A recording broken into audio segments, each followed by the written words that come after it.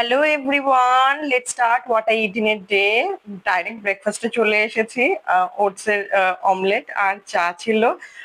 বাদামের শটটা নেওয়া হয়নি। আলু পটলের তরকারি হবে আজকে, তাই আলু পটল ভাজা চলছে। ভাত বসিয়ে দিয়েছি পাশে। নিরামিষের সপ্তাহ, মাছ আনা হয়নি, সো পনিরের তরকারি হবে।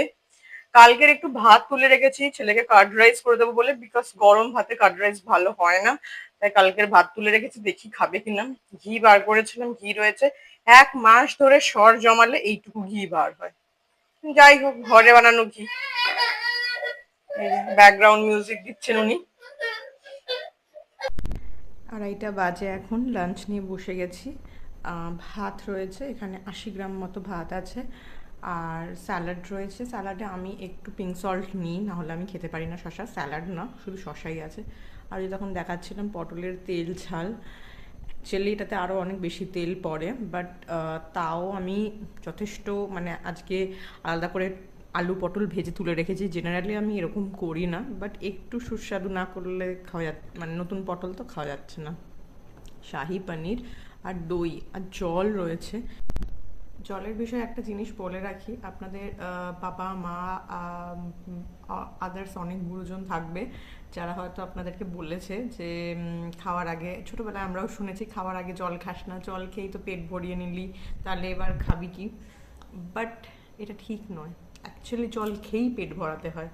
ইভেন যদি ওয়েট লসেও থাকেন বা না থাকেন, মেনটেনেন্স ডায়েটে থাকেন, যেখানে যাই থাকেন না কেন, খাওয়ার 10 মিনিট আগে বা 15 মিনিট আগে 1 গ্লাস জল খেয়ে তবেই খেতে বসতে হয়।